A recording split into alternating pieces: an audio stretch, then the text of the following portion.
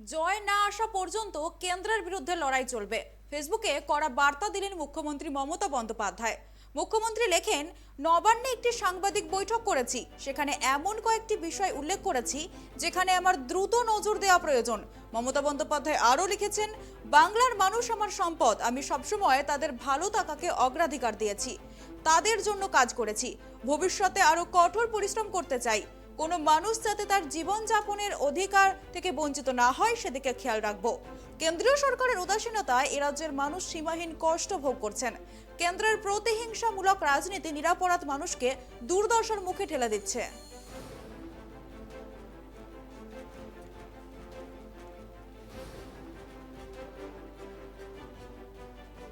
এ বিষয়ে আমাদেরকে আরো বিস্তারিত জানাবে নিউজরুম থেকে আমাদের সাথে লাইভে রয়েছে গৌতম।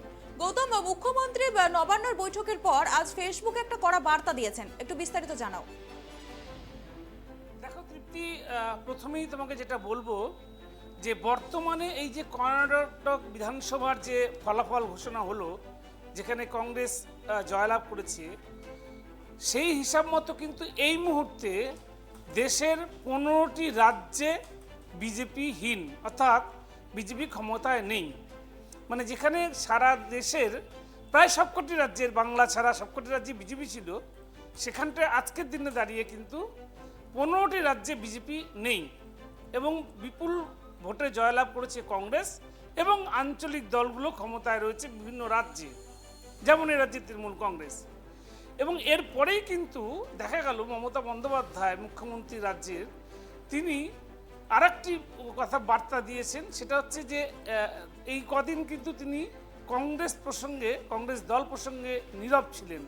কিন্তু দেখা গেল যে এই যে কর্ণাটকের জয়ের ঠিক দুদিন বাদে মমতা বন্দ্যোপাধ্যায় কংগ্রেস সম্পর্কে বললেন এবং কংগ্রেস সম্পর্কে একটি শর্তর মাধ্যমে কংগ্রেসকে সমর্থনের কথা পরিষ্কার করে জানিয়ে দিলেন। জানিয়ে কিন্তু বিরোধী শিবিরে ইতিমধ্যেই তাকে স্বাগত জানানো হয়েছে। বিষয়টা হচ্ছে যে মূল ব্যাপারটা হচ্ছে যে বিজেপি কেন্দ্রে যে বিজেপি রয়েছে তার বিরুদ্ধে বিভিন্ন বিরোধী রাজনৈতিক দল তারা কিন্তু আক্রমণ শানাচ্ছে। তোমাকে আমি আগেও জানিয়েছি যে দেখো, এ রাজ্যের অর্থাৎ বিভিন্ন রাজ্যের বকেয়া টাকা, পাওনা টাকা মিটিয়ে দিলেও কেন্দ্রীয় সরকার যে একেবারেই রাজনৈতিক উদ্দেশ্য চরিতার্থ করতে এ রাজ্যের বকেয়া পাওনা টাকা দিচ্ছে না, এটা কিন্তু সর্বজন বিদিত। এই মুহূর্তে পশ্চিমবঙ্গ সরকার কেন্দ্রের কাছে 1,15,000 কোটি টাকা বকেয়া পাবে এবং যেই টাকাটা না দেওয়ার জন্য কিন্তু চরম সমস্যায় রয়েছেন এই রাজ্যের বাসিন্দারা। যেমন ধরো, তোমাকে তৃপ্তি যেটা বলবো, 100 দিনের কাজের টাকা, মিড ডে মিলের প্রকল্পের টাকা বা প্রধানমন্ত্রী আবাস যোজনার টাকা, এই যে টাকাগুলো মূলত গরিব খেটে খাওয়া মানুষের জন্য, সেই টাকাগুলো আটকে দিয়েছে কেন্দ্র।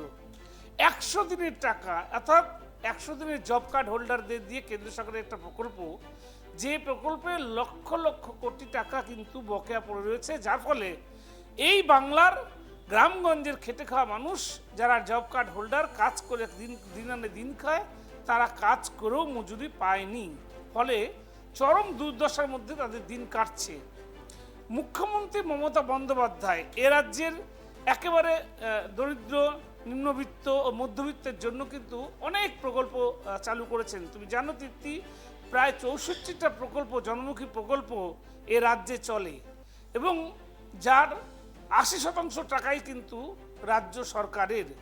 এবং বহু কষ্ট হলেও, আর্থিক ভাণ্ডারে সংকট থাকলেও লক্ষ্মীর ভাণ্ডারের মতো প্রকল্প চালু রেখেছেন, কৃষক বন্ধুর মতো প্রকল্প চালু রেখেছেন এবং সর্বোপরি বার্ধক্য ভাতা, জয় জোহার ভাতা, ঐক্যশ্রী, সবুজশ্রী, কন্যাশ্রী, এই সমস্ত প্রকল্পর টাকা কিন্তু বরাদ্দ করে দিয়ে চলেছেন রাজ্য সরকার।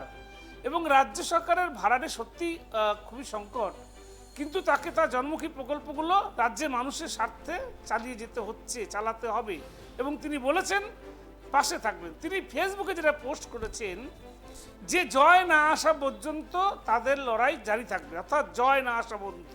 এখানে ইঙ্গিতপূর্ণ একটা মন্তব্য, সেটা হচ্ছে আগামী 2024 আগামী বছর লোকসভা নির্বাচন, এবং সেই লোকসভা নির্বাচনে বিজেপি এবং বিজেপি বিরোধী জোট এই লড়াই হতে যাচ্ছে। সেই বিজেপি বিরোধী জোটে কিন্তু কংগ্রেসের সাথে এখন তৃণমূল কংগ্রেস কিন্তু একজোট হলো। তার মানে কংগ্রেস, তৃণমূল কংগ্রেস, আপ, সমাজবাদী পার্টি সহ দিল্লির কেজরিওয়াল আপ সমস্ত পার্টি তারা কিন্তু একজোট হয়েছে, এবং একজোট হয়ে বিজেপি বিরোধী জোট গড়ে আগামী 2024-এর যে লোকসভা ভোট, সেই ভোটে বিজেপিকে পর্যুদস্ত করতে তারা কিন্তু উদ্যোগ নিয়েছে। ইতিমধ্যেই তোমাকে প্রথমেই যেটা বললাম যে দেশের 15টি রাজ্যেই বিজেপি ক্ষমতাচ্যুত হয়েছে, ফলে এই যে বিজেপিকে হারানোটা এখন একটা প্রায় সহজ অবস্থায় এসে দাঁড়িয়েছে বিরোধীদের পক্ষে।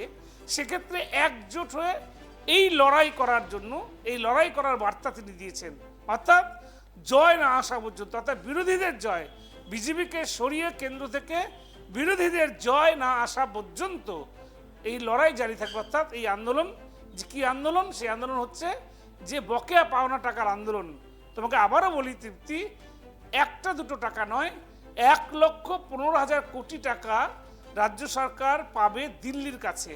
সে টাকা দিচ্ছে না, একেবারে রাজনৈতিক উদ্দেশ্য চরিতার্থ করতেই, যেহেতু বঙ্গ বিজেপির এখানে যারা নেতারা রয়েছেন তাদের অঙ্গুলি হেলনে কিন্তু কেন্দ্র এই টাকাটা বরাদ্দ করছে না।